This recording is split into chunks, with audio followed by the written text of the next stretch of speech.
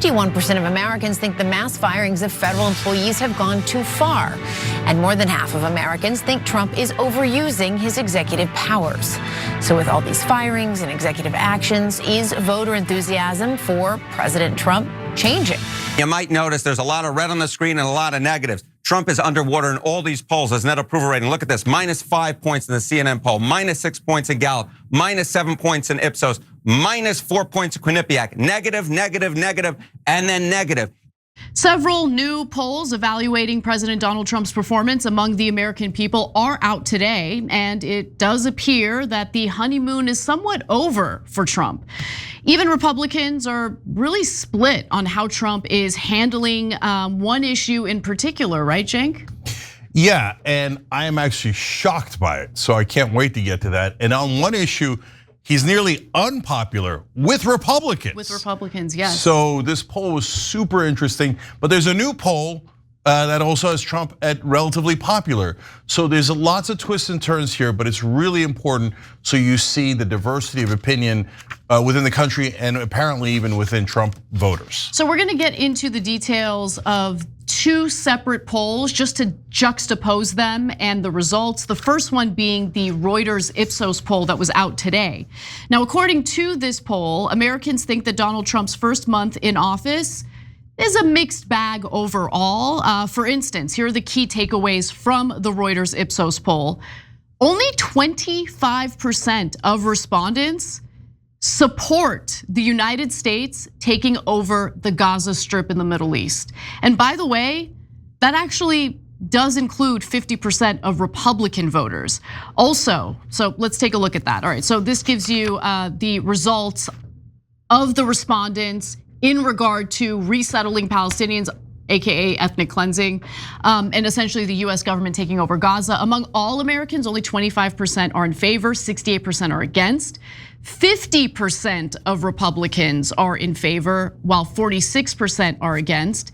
You look at Democrats, only 9% are in favor, 88% against, and individuals who identify as other, meaning independents, non-affiliated voters.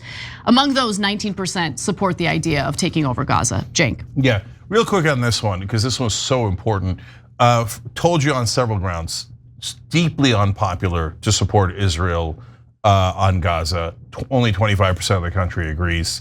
But yet Joe Biden and Kamala Harris walk that plank anyway. Now Donald Trump is in the middle of walking that plank. And Donald Trump, unlike the Democrats, loves to be popular. But yet he's willing to be unpopular if you give him $337 million as the Adelson family has, let alone all the money from AIPAC, et cetera. Second of all, told you independents hate the idea of financing this genocide. Down at 19%. I mean, what Biden and Kamala Harris did was political malpractice to not change their position on that just for their donors' sake. Now the political malpractice is on Trump. Finally, the told you is, I told you that the right-wing voters didn't want to go into Gaza and put boots on the ground. And there's half of them going, what the hell is this? Yeah. No, we don't want to do that.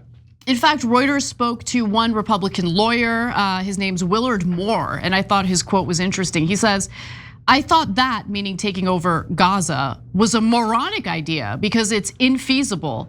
If you did it, it would cost a lot of money, and at the end, what would you have? Some sort of resort? Like, what good is that for anyone? Yep. I love that comment, and obviously it would be insanely cruel to displace millions of Palestinians who have the right to that land. But going back to the Reuters Ipsos poll, obviously the respondents were asked about other areas of the Trump administration thus far.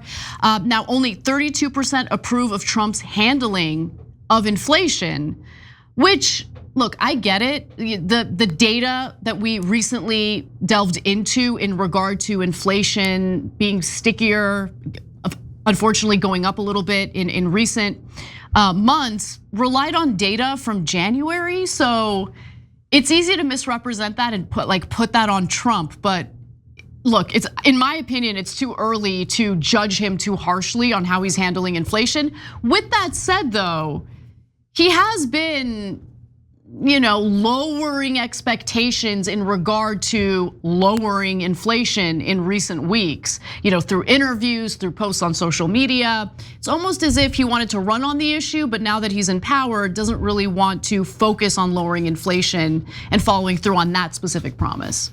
To which I say, of course. And so this goes to, the inflation issue goes to back to the bubbles. So in the Democratic bubble pre-election, what do you mean? We have a great economy. The stock market's up, unemployment is low. Yeah, inflation's a little bit of a problem. And we're like, yeah, maybe it's a little bit of a problem if you're super rich and live in Washington, but it's a massive problem in the rest of the country. And if you ignore it, you'll run right into that brick wall, and that's what happened. So now in the Republican bubble, they're like, oh, it's okay. The country loves DOGE and they want to do all these cuts and everything's going great. So it's handling inflation is not that big a deal. And the American people are like, no, I don't know what it's gonna take to get through your thick heads, all of you guys on the Democratic and Republican side. It's a big deal because that affects our lives more than anything else. I just went to go buy eggs and I was like, God damn it, right? That's what normal people go through when they go shopping.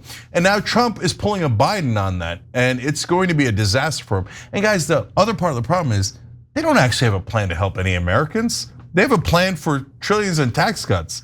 They never had a plan to lower inflation. That's the core of the problem. I want to go to graphic 4 so we can discuss what the Reuters Ipsos poll found on Americans' approval of DOGE. And as you can see by the numbers here, well, a lot of Americans not in favor of it. Among all adults, only 42% are in favor of what the Department of Government Efficiency is up to. 53% disapprove. Republicans obviously find it a lot more appealing. So 82% of Republicans approve of what DOGE is doing, only 16% disapprove. 9% of Democrats approve, while 90% of Democrats disapprove. And in the other category, you have 38% of respondents saying that they approve of what DOGE is doing. So vast majority of Democrats against it, vast majority of Republicans in favor of it. What really might make the difference for someone like Donald Trump is whether the independent voters and their distaste for what's happening in regard to DOGE ends up lowering his approval rating overall. I'll make a quick prediction on that. That number is already low at 42%. Independents 38% is a really bad number. It's so, hey, is it going to recover? And by the way, we have a poll in the live chat, shows live 6 to 8 p.m. Eastern every day, Monday through Friday. And we're asking if Trump's numbers are going to go up or not. In the case of DOGE, my bold prediction is they will only go down. They will not come back up. Because what's going to happen next is you're going to hear more and more stories of how dumb these cuts were. I don't mean making any cuts is dumb. There's actually a ton of waste in the government. I mean, the way they did this, a blind hatchet. Oh, let's just chop things off. And who cares if they're veterans? Who cares if they're working on cancer research? Who cares on how we do? And they're gonna, by the way, and that's in a good case scenario. In a bad case scenario, they really screw something up and they don't send Medicaid payments or something. And then you're gonna have that number in the teens. So it's not gonna ever recover because they're doing it in a way that's reckless. It's reckless in that they're just kind of wiping out federal workers who are on probation. So probationary federal workers, they're usually on probation for about 2 years. And so the idea is these are brand new federal workers. Do we really need them anyway? But also keep in mind that federal workers who are promoted are on probation in their new position. And think about it, they've been promoted, meaning they've done a good job and there was reason for them to be promoted, and they're individuals who are experienced in the government agencies that they're employed by. And so that's how a lot of these mistakes are being made. It's just this indiscriminate firing of probationary federal workers. And by the way, some of those federal workers, and a lot of them apparently, are Republicans. And certainly a ton of them are independents. And so now you're losing all the votes of all of their, not just them, but all their families. So this is a politically, and from both politically and from a policy perspective, clearly the wrong way to go about it. Even if you believe in DOGE, this is the dumb way to do it. Now, I want to give you one statement from a Republican that Reuters spoke to. His name is Gerald Dunn, and in regard to the cuts on federal employees, he says, he's just rushing a little bit. I think the whole thing with the DOGE is being rushed a little bit. I like what he's doing, but I think a lot of what he says is just BS. When he starts talking about annexing Greenland and annexing Canada, you know that's just smoke. So, Gerald Dunn likes the idea of getting rid of waste, fraud, and abuse.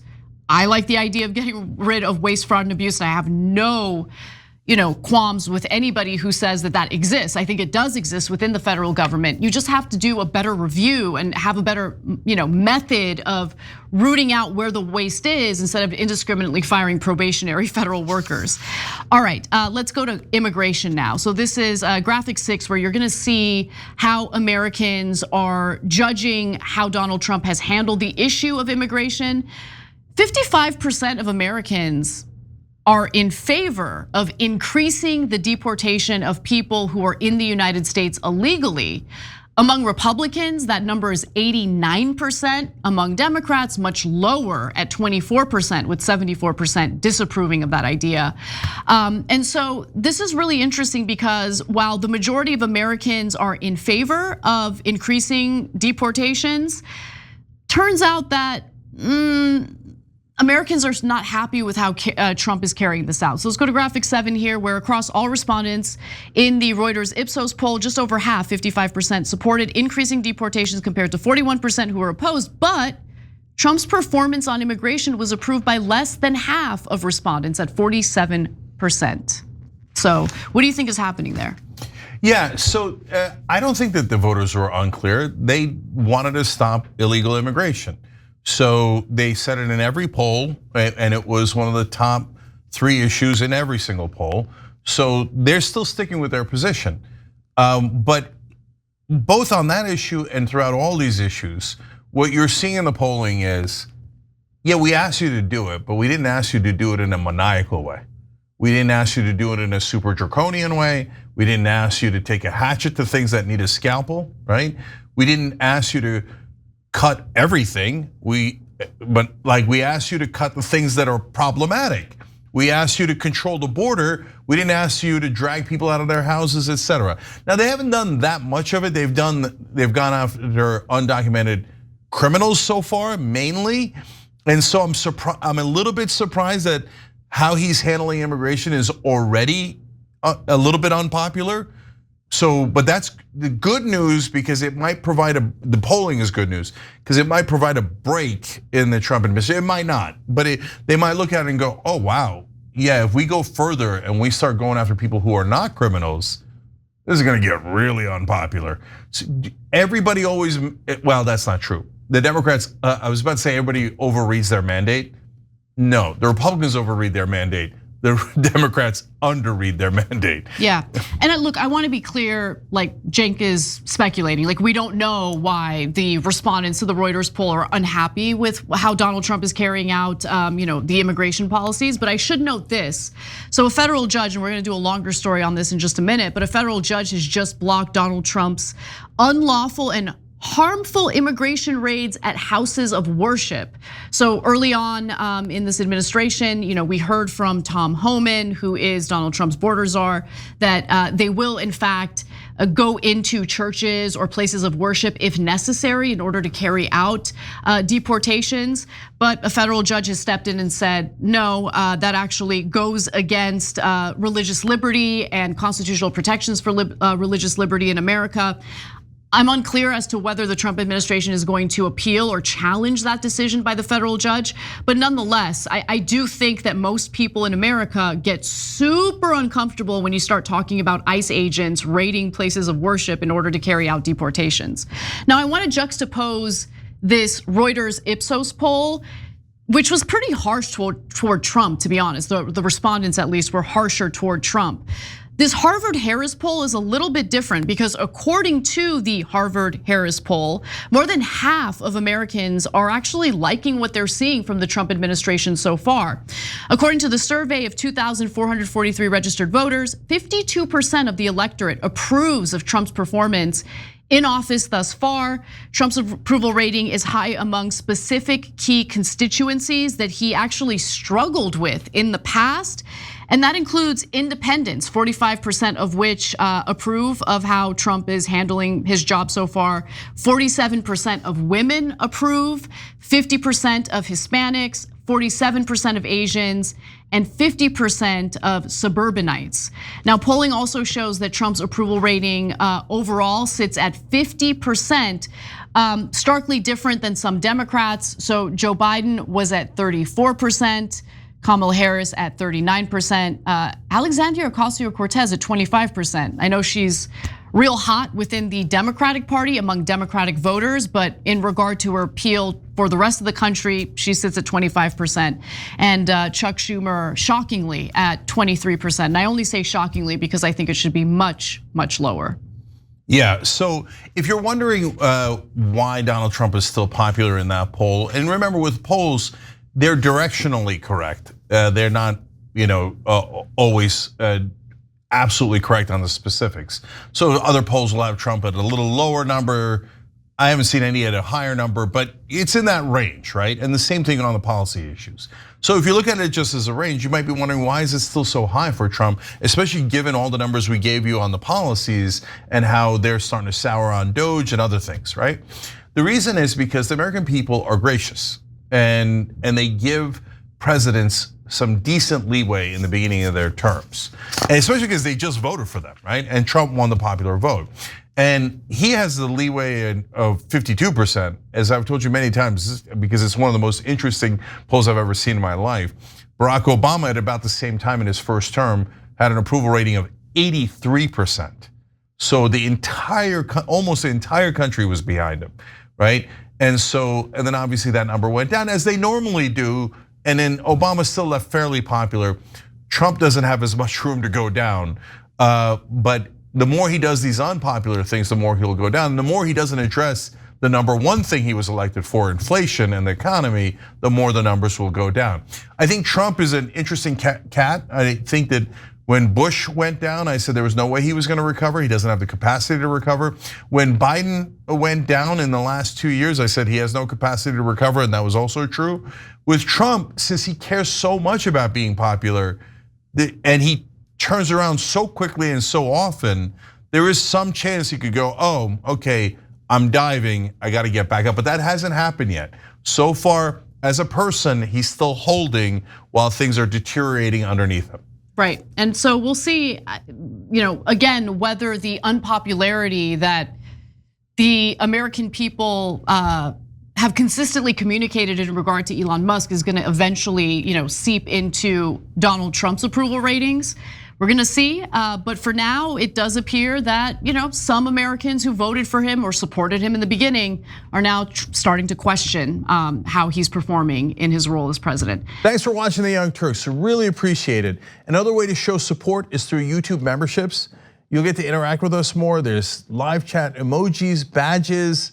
You've got emojis of me, Anna, John, JR. So those are super fun. But you also get playback of our exclusive member-only shows and specials right after they air. So all of that, all you gotta do is click that join button right underneath the video. Thank you.